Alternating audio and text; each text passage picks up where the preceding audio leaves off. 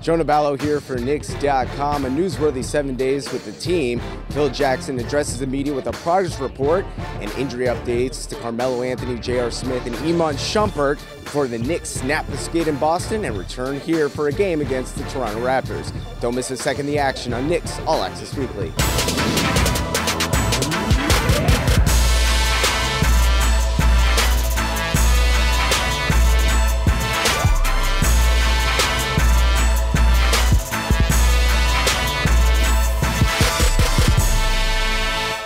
Hours before the Knicks took off for a flight to New Orleans, President Phil Jackson addressed the media at MSG Training Center to give a progress report on his team. We want to be competitive. We are competitive now. I like the competitive nature. Now we have to put together a win and then move from there. Tuesday night, and the Knicks made the trek out to the Big Easy for a showdown against one of the brightest stars in the league, Anthony Davis. He's a special player, and looking forward to going out there and doing battle with him tonight.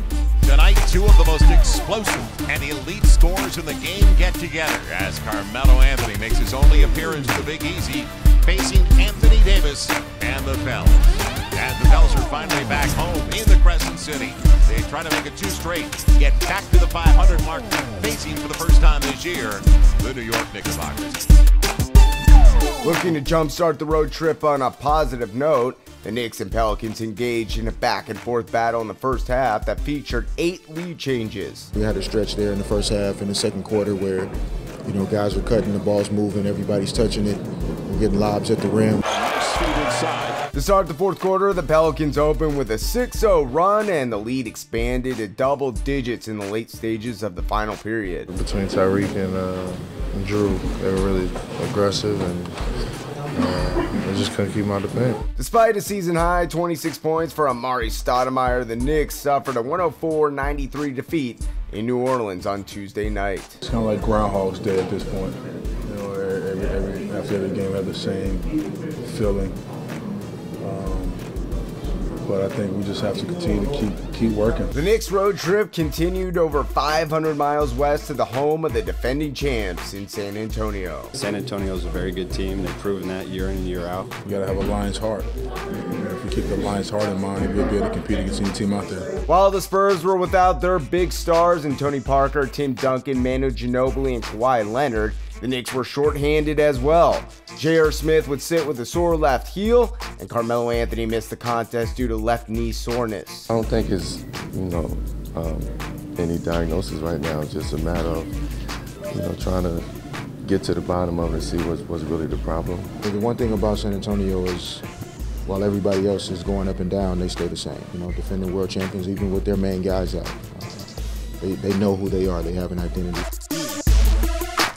New York battled in the first half while the Spurs headed back to the locker room with just a 4-point advantage. AC, nice feed from Shumpert, walked into the basket, nice finish. San Antonio's 38-point onslaught in the third quarter generated some significant separation between the two teams, and the home squad posted a 109-95 victory. Tim Hardaway Jr. led the Knicks in the starting lineup with 23 points. We just got to do a better job of coming out at halftime with not with system energy, but playing to score the ball, get stops, and just making sure that we hold teams to one-shot opportunities. Back on the East Coast for the Knicks as they wrapped up the 3-game road trip in Boston on Friday night. It's not who you're playing, it's how you play on that night. And the guys on the court on the other end are good NBA players, and also guys that have given us fits. It's going to be a tough night for us, but we'll be up for the task. To the delight and surprise of fans, Carmelo Anthony returned to the lineup determined to help New York snap the losing skid. Got out there before the game, warming up, and it felt good. There's nothing we can do about, the previous 23, 24 games. It's only about tonight against Boston and moving forward. Good crowd has turned out here on a Friday night. The Knicks and Celtics going at it in December. What more could you look for in an NBA game?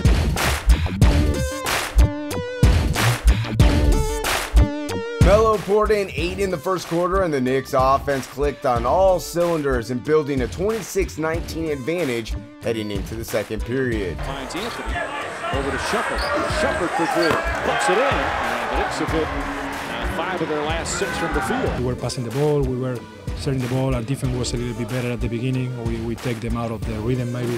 Unfortunately, during the second quarter of action, Iman Shumpert suffered a dislocated left shoulder and was helped to the locker room. I guess with him just moving forward, caught my hand and got knocked out. He was in pain, but the first thing he said was go get this win. With Shumpert sidelined, the Knicks continue to seek a much-needed win, and the first half featured 17 assists on 22 made shots for the Orange and Blue. Tim Hardaway Jr. dropped 12 off the pine, and New York led Boston 51-46 at the break. You know, things just happen, and that's when people got to step up, and the bench, I think, did a great job of that too.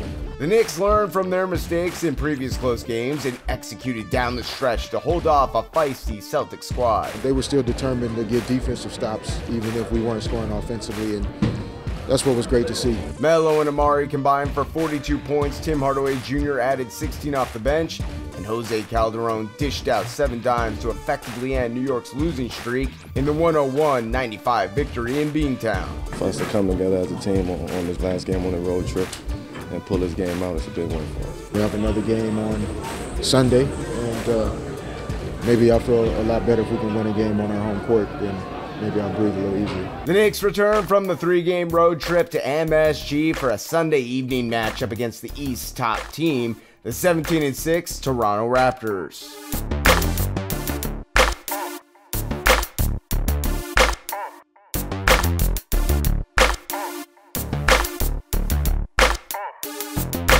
We saw 10 ties in the first quarter, and both teams were locked at 27 apiece heading into the second period, while Tim Hardaway Jr. scored 9 in the starting lineup. I think we were just going back and forward. I think we wanted, to do what we were doing. I think we were sharing the ball, we were playing defense, we were stopping the main guys at the beginning. Early in the game, we attacked, we got to the free throw line. We played solid in the first half.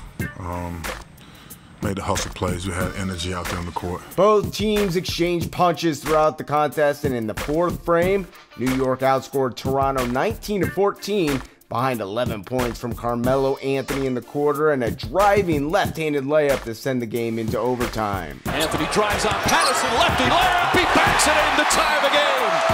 Kyle Lowry scored 4 of the Raptors' 9 points in OT, and despite 34 points and 9 boards from Anthony, the Knicks fell to Toronto 95-90 on Sunday night.